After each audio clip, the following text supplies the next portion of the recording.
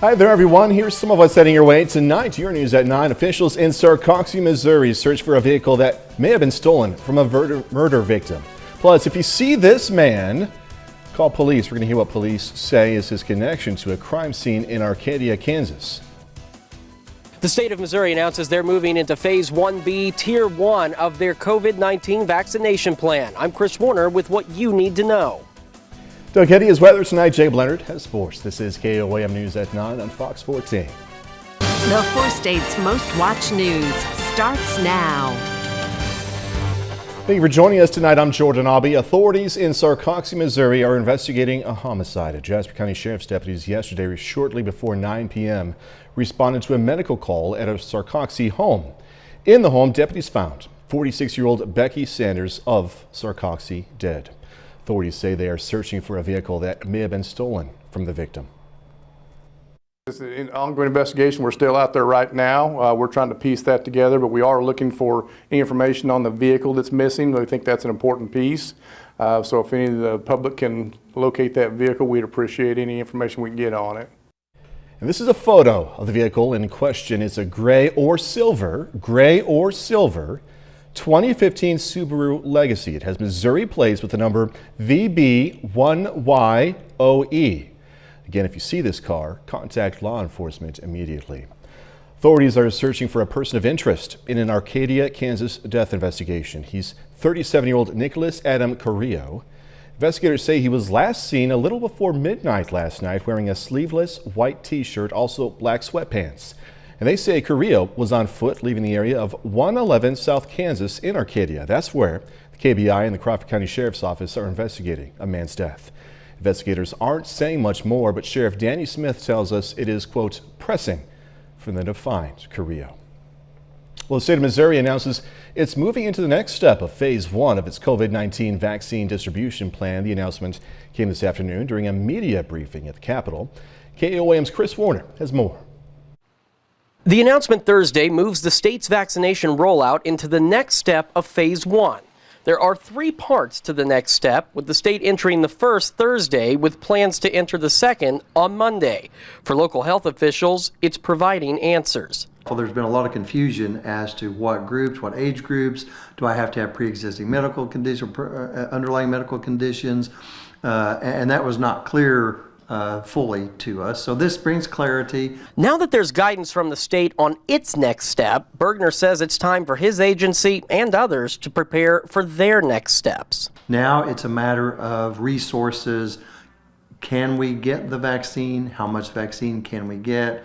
And what resources do I have as far as staff to deliver the vaccine? So what does it mean for you? Well, this next step the state is entering opens up vaccinations for first responders, emergency services, and public health infrastructure.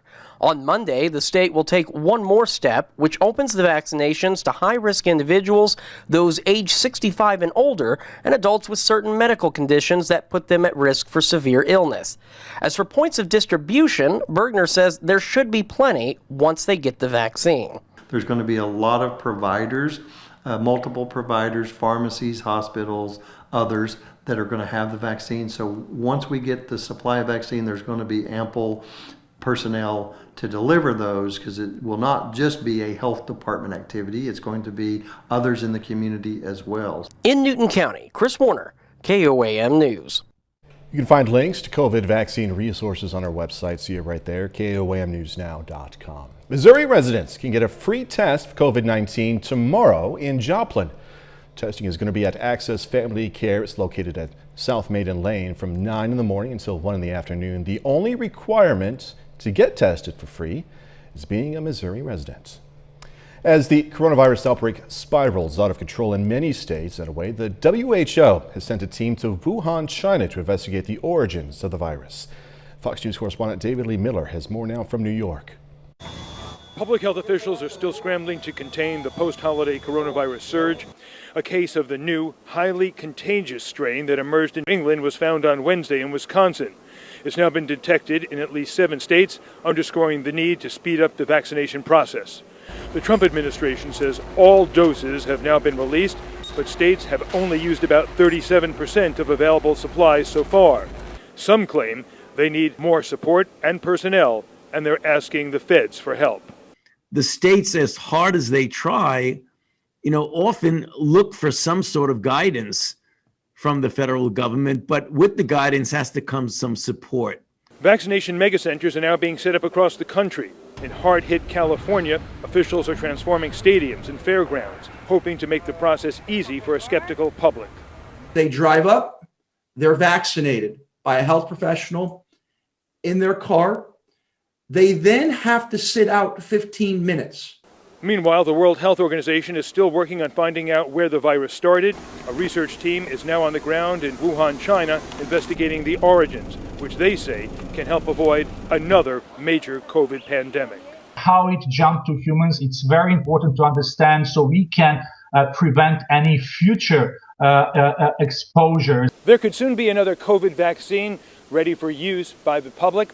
Johnson & Johnson says its candidate should be ready for regulatory review by the end of March. In New York, David Lee Miller, Fox News. President-elect Joe Biden this evening outlined a $1.9 trillion emergency legislative package to fund a nationwide vaccination effort and provide direct economic relief to Americans amid this coronavirus pandemic. The so-called American Rescue Plan is going to include $160 billion to fund a national vaccination program, expand testing, and mobilize the public health jobs program, among other measures. It would also include $1,400 stimulus checks for Americans. Doug Eddy joining us now with our first look at the forecast. Morning started out kind of rough, but then it got kind of nice. Yeah, it got better. We had the on and off showers in the morning hours, and then a few more early afternoon. Then sunshine popped out, and we made it up to 51 degrees. Not quite as warm as yesterday, but still not that bad. And if we look outside right now, we actually have pretty much clear skies across the region. Clouds will start to thicken back up tonight. We have the same storm system kind of rotates a little farther south and the east, and it's going to give us some light snow showers as we go into the daytime hours tomorrow. Most of us are sitting mid to upper 30s to near 40 degrees. The winds have calmed down a bit, but they're really going to pick up again late tonight into tomorrow morning on the backside of this storm system. So we'll have to keep our eyes on that. As we go through the overnight hours, those clouds thicken up, and then some light snow starts to work in during the daytime hours tomorrow. We're going to look at that here in just a bit. All right, Doug, thanks so much. National Guard members continue to come in from across the country for Inauguration Day. Listen to this. Here's some perspective for you. Up to 20,000 could be in the area by next Wednesday. That's more than 3 times the number of U.S. troops in Iraq and Afghanistan combined. Fox News national security correspondent Jennifer Griffin reports. With less than a week until President-elect Joe Biden's inauguration, Washington, D.C.'s mayor is urging crowds to stay home. But anyone who does make the trip will face enhanced security measures.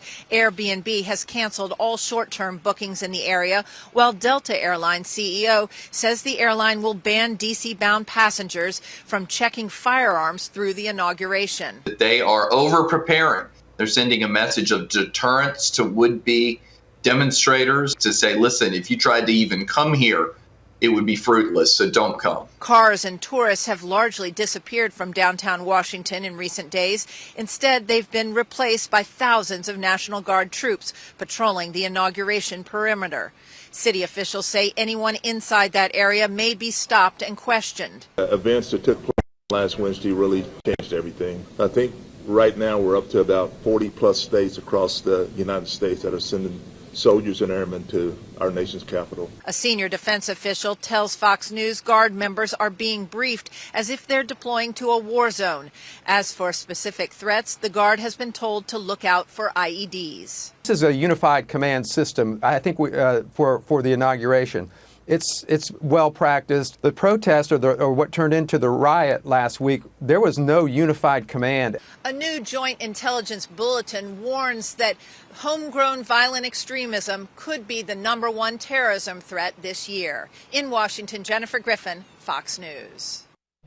KOAM News at 9 on Fox 14 takes this time to honor one of our 4-state heroes. Carl Percy served in the U.S. Army from 1939 to 1943. Native of Iola, Kansas, Percy fought in World War II.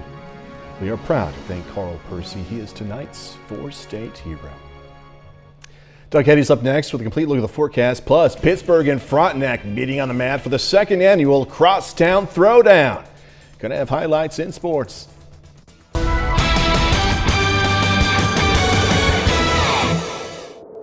Well, it actually turned out to be an okay Thursday. We did have the morning showers across the region and some sunshine late this afternoon into the evening hours. Now we're cooling down. 37 is where we sit. Southwesterly winds at about 10. Our humidity is at about 41%. So most of us across the metro sitting 36, 37, 38 degrees.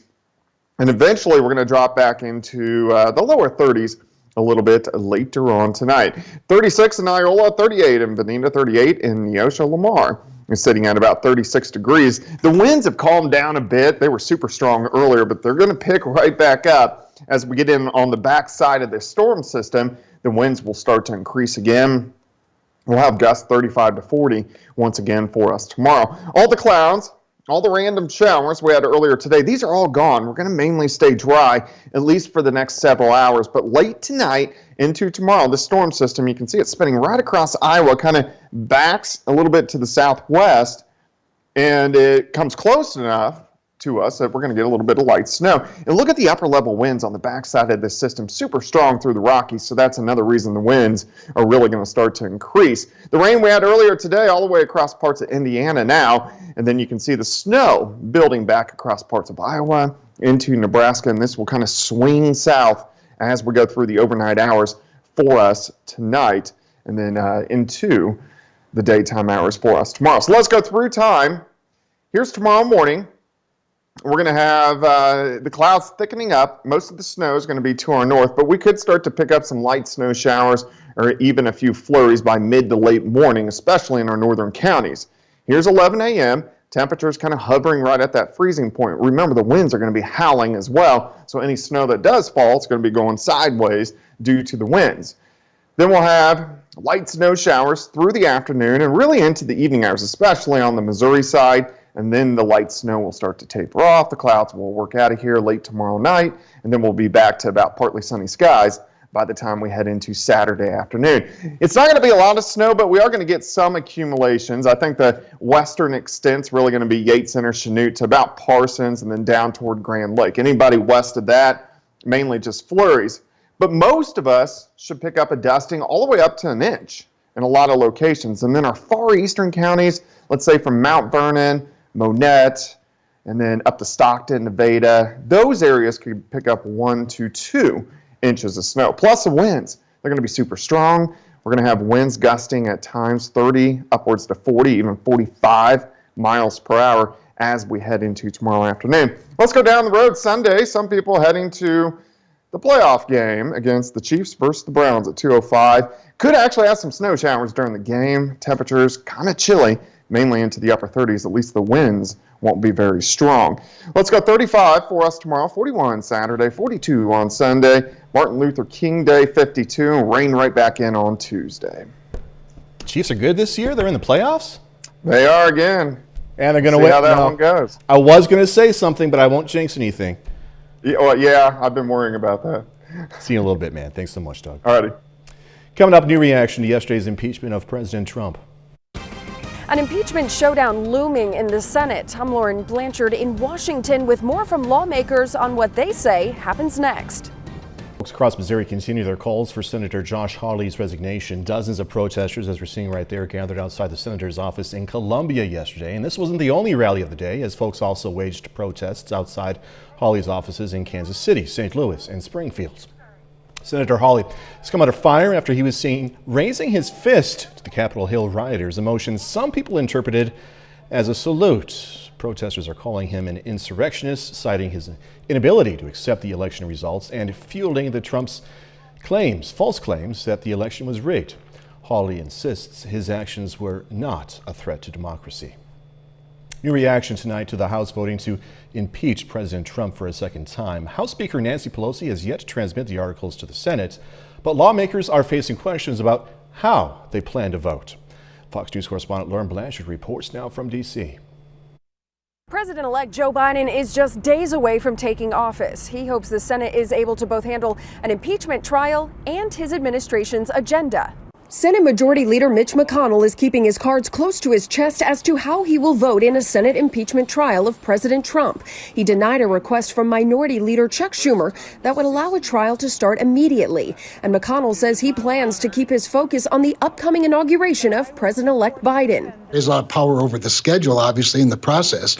But I don't know many wimps in the United States Senate who are going to vote one way or another just because Mitch McConnell does. The Senate needs 67 votes to convict President Trump. Some Republicans have been critical of the president and his rhetoric leading up to last week's attack at the Capitol. But they also argue an impeachment trial will be meaningless, with President Trump out of office next week. Democrats disagree and believe the president should be held accountable and disqualify him from running again. Even though he may be out of office, there still have to be consequences for his blatant criminality that killed 5 people or directly or indirectly resulted in those deaths, as well as injuries. One Republican who opposes an impeachment trial is Arkansas Senator Tom Cotton. He says the Senate lacks the constitutional authority to convict a former president. In Washington, Lauren Blanchard, Fox News. Just ahead, seems with more video conferencing comes more questions about plastic surgery. Do I look good? By the way, I love how each of you look. Yes, I can see each one of you. 4 State Zone back right after this. Zoom and other video conferencing services took off during the pandemic, and as Americans got a better look at themselves on video, plastic surgeons saw a boom in business. Fox Business's Jeff Flock has this story from Illinois. Call it the Zoom effect, if you will, but for whatever reason, there is now a bit of a boom in the business of plastic surgery. I'm at the Geldner Center in Chicago and in the suburbs. Dr. Peter Geldner is one of the foremost plastic surgeons in the Chicago area. What are you about to do, sir? So what we're going to do is that we are going to take Mandy, who is stunningly beautiful, and we're going to eliminate some of the things that she just doesn't like. Specifically, raise your brows. See that? You wouldn't expect it. And she wants to get rid of it. So the easiest and the nicest way of doing that is to use Botox, which weakens the muscles and allows those furrows to go away. So basically shaping the face into what the patient wants. There is a rush on this now, and you attribute it to the Zoom effect, people seeing themselves on camera, which they normally wouldn't do. That's absolutely true. Normally people have no idea what they look like. And with Zoom, even though they're supposed to be paying attention to what the speaker is saying or what the topic is, instead they're really looking at themselves. They're judging themselves. And when they do that, their focus is somewhat different. Then they begin to focus and they ask, do I really look like that? Do I really have those lines? Is that really my nose? And yes, it really is. So they're much more sensitive to it. They come to us with fairly precise questions about what they can change and how they should do it. Mm-hmm. So it's really been interesting. There's been a boom in this kind of business, and patients really like it. They've become much more sensitive to the obvious. Mm-hmm. And this is a big decision for a lot of people, but it seems one that they're willing now to make that perhaps they wouldn't have made before. I think when it comes to major operations such as facelifts, brow lifts, blepharoplasties, rhinoplasties, those types of things, those are things that they really have to think about. And sometimes they become more aware of the benefit of it. When it comes to Botox, it's not that expensive. It is temporary. It lasts for a good long time, but it does have to be repeated. So they feel that that's something they can splurge on just to get a taste of what they can do to themselves to make them better.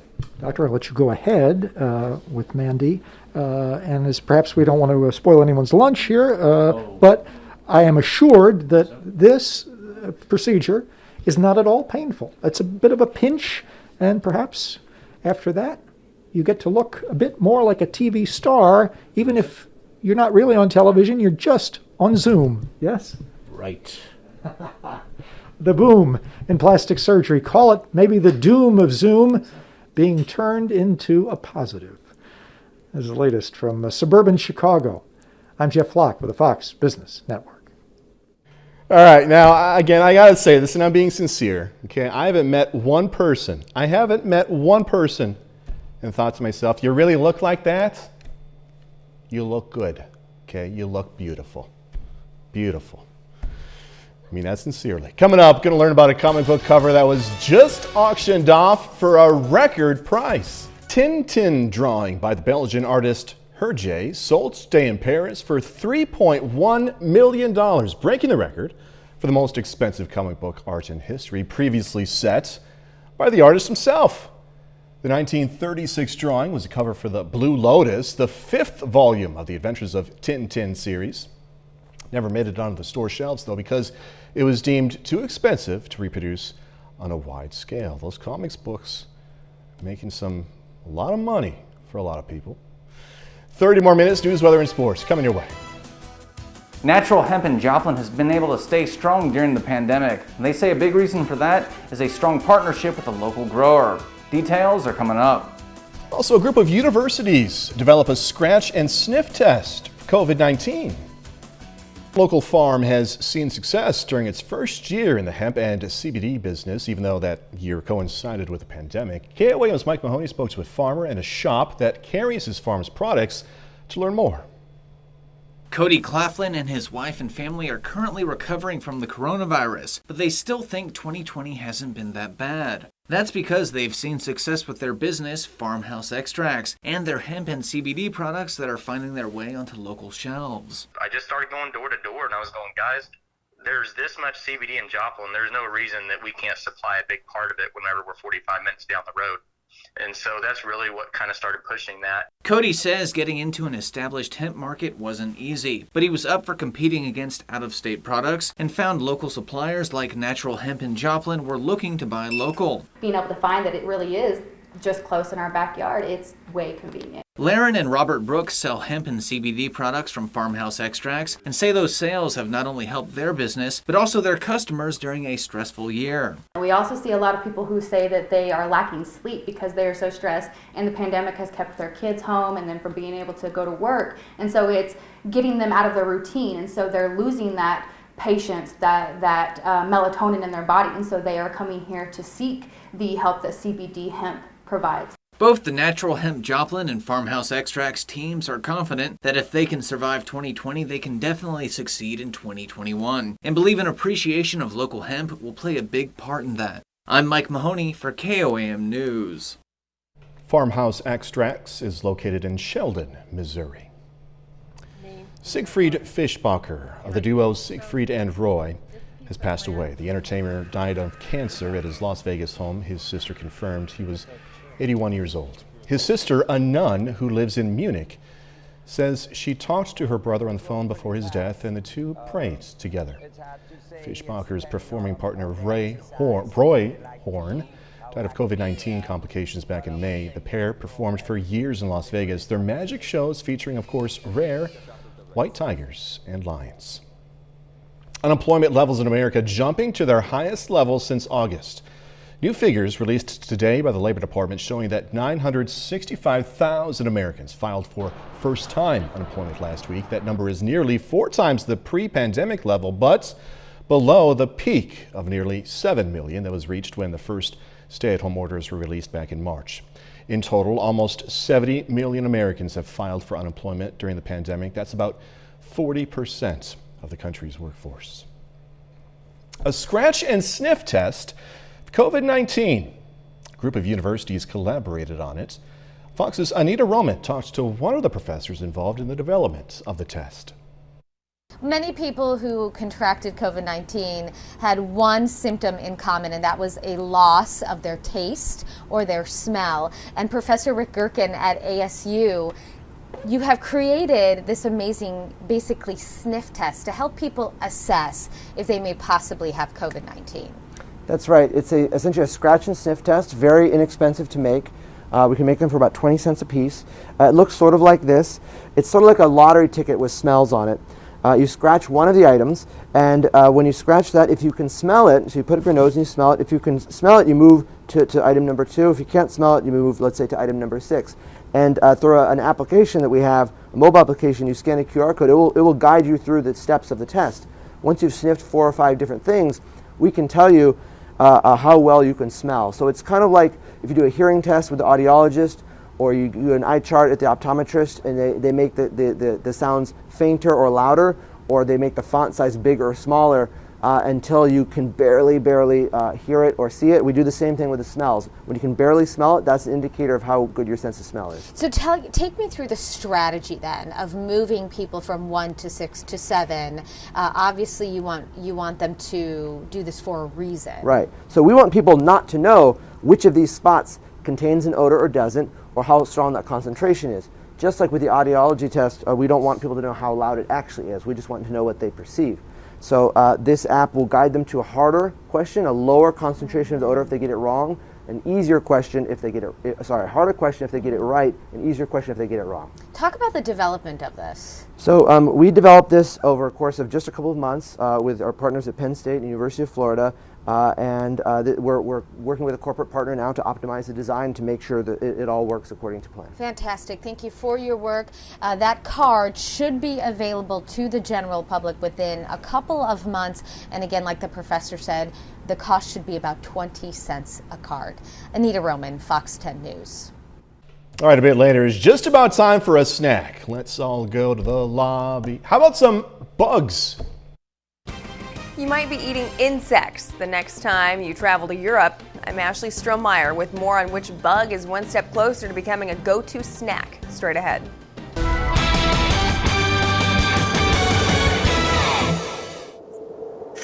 Well, it turned out to be a cold day for us today, a little bit colder than what we have seen over the past couple days. Got some rain showers during the morning hours, and then by the afternoon, actually got some sunshine, so it wasn't too bad. And then now our temperatures are going to start to drop off as we work through the rest of the overnight hours. 37 right now. Humidity is at 41%, 37 in CJ, 36 in Neosho, 36 in Carthage. Miami is sitting at about 37, 39 in Yates Center, 37 in Bella Vista. So everybody across the board, mainly into the mid to upper 30s. We're going to drop back into the lower 30s later on tonight.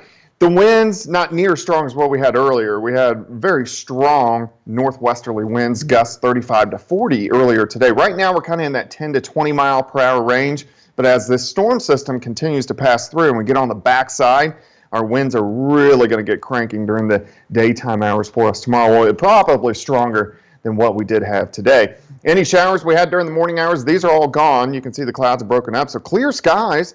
Looks pretty good, but the backside of this storm system is spinning right across western parts of Iowa, and what it's doing is it's actually going to sink to the south. This is our upper level map. You can see how strong the winds are behind it across the Rockies all the way down into the southern plains. So as this sinks in, then our winds will increase even more. Look at the snow developing across Iowa and then into eastern parts of Nebraska, and that whole band is going to just slowly rotate toward the south and to the east. So we are going to start to get snow picking up mid to late morning for us tomorrow. Tonight, just the clouds thickening up. By morning, we could have some flurries or light snow showers, mainly in our northern counties. As we work through the morning into the afternoon, we'll get these bands of light snow working through.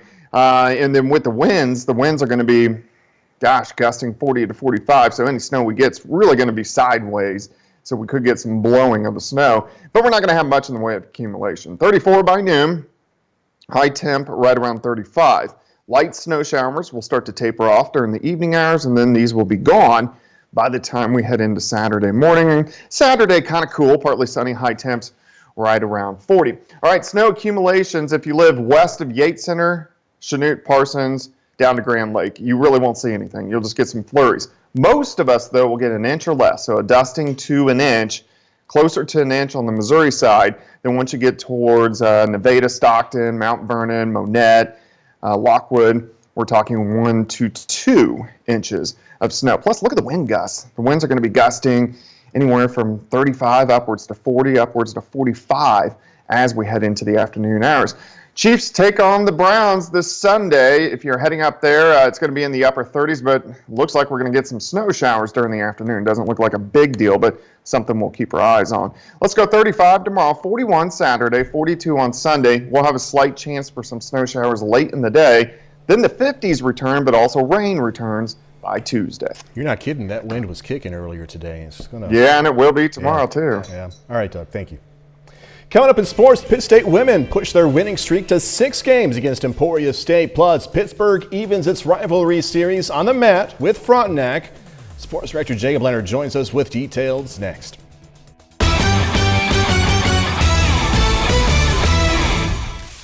Tonight is Crosstown Throwdown Part 2 for Frontenac and Pittsburgh Wrestling. Now, in the first installment of the rivalry duel last year, it was Frontenac taking home the trophy 50-24. Now, the Raiders, ranked 5th in the state in Class 4A. Pittsburgh tries to even up the series today. Now, first match of the night, Christian Stover gets it started for Pittsburgh. He wins by fall over Alex Williams. At 220 pounds, Pittsburgh's Austin Jasso, 44 seconds into this one, wins by fall over Brady Withnell. Huge start for the Dragons, but they're not done. Emiliano Cruz, 106 pounds. It took him 5.5 minutes, but he finishes it off by fall. Next match, 113 pounds, Cruz Lopez wins by fall over Bergen Souter. That one comes a little more than 1.5 minutes in. Frontenac, though, they didn't just lay down. Peyton Wilderman, 1 minute and 26 seconds in at 132 pounds, gets a pin against Jonathan Howard.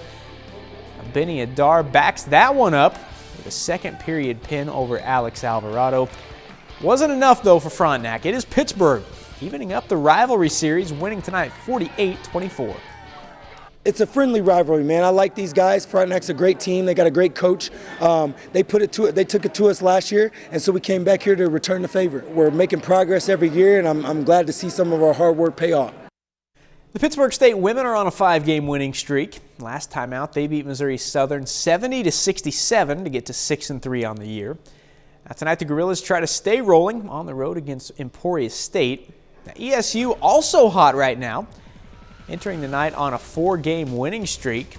In the first, Treasure Joba knocks down the 3 to give the Hornets the early lead. ESU leads by 6 after 1, but turnovers started to get them in the second quarter. Kaylee Demitz gets the steal here, wide open for the easy lay-in. Gorillas now up 1. Sydney Crane getting in on the defensive action, gets a steal of her own, leads to another transition layup. Make it 6 in a row for the Gorillas. Nice road win for Pitt State tonight, taking down Emporia State 69-64. To the men's side now, Gorillas aim for back-to-back wins after topping Southern last weekend. First half, Bobby Arthur Williams getting the steal, lays it in on the other end. Gorillas up 5-0. Then it's Quentin Hardrick Jr. going with the reverse here. Pitt State has the first 7 of the night, but Emporia comes storming back. Jamari Turner, pull-up and the foul. Game tied at 19. Austin Downing hits a 3 for the Hornets here. This one stayed tight all night, but Emporia State closes it out at home to win 75-72. Missouri Southern Lions are on the road tonight, facing Washburn. The Southern women snapped a 4-game winning streak last weekend, falling on the road to Pitt State. They try to get back on track against Washburn. Now, they led at half, but they drop a tight one, 56-49.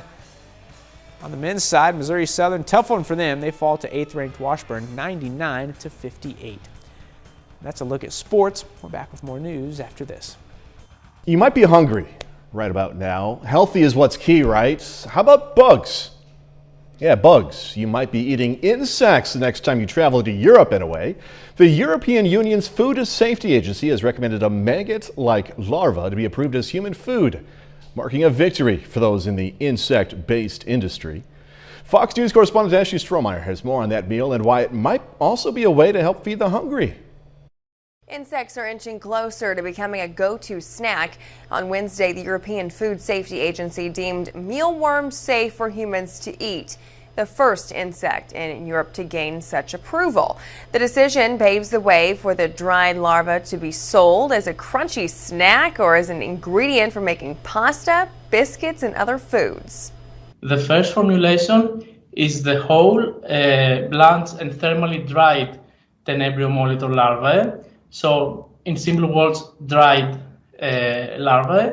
And then the second formulation is a powder made by grinding these dried larvae. Mealworms are packed with protein, healthy fats, and fiber, and are said to taste like peanuts when dried. Insects might be unappetizing to most Europeans and Americans, but they're commonly eaten in Africa, Southeast Asia, and Latin America. For example, we have seen it as an ingredient in meat imitates, in sausages, in drinks and beverages. Once the European Commission gives the official green light, mealworms will make their way into supermarkets and restaurants across the continent. And they probably won't be the last insect species to do so. The agency has received more than 150 applications for so-called novel foods, including crickets, locusts, and algae. We have already received a lot of dossiers on insects as novel food. Insects are also considered a possible solution to the world's hunger crisis. They're cheap, environmentally friendly, and a good source of protein. Ashley Strohmeyer, Fox News. All right, there you have it. When we come back and preview the new season of 911. Fox's hit series 911 returns Monday night, bringing a fourth season of high-stakes drama and epic action scenes. Here's Fox's Ashley Dvorkin with a preview. I know how you feel. Fox's 911 goes big once again for its new season premiere. This year we start off with a massive two-parter that has to do with a mudslide in Los Angeles when the Hollywood Reservoir Dam breaks.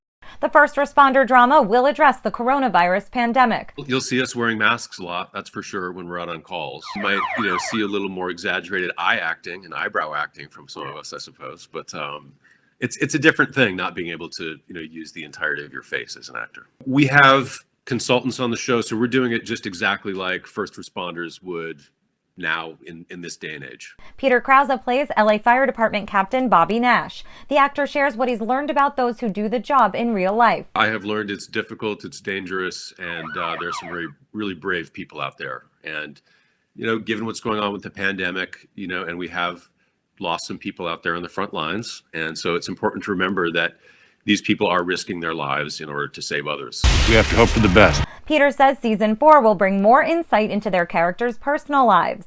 Delve more deeply into the characters' lives. Maddie and Chimney are going to have a baby together. The emergencies will keep on coming. That's the lifeblood of the show. And get ready for a Lone Star crossover. There's some wildfires in Texas, and members of our firehouse have to take off for the Austin area to help out. Coming down! 911 and 911 Lone Star premiere January 18th on Fox. Ashley Dvorkin, Fox News. That'll do it for us. Thanks so much for joining us. Going to leave you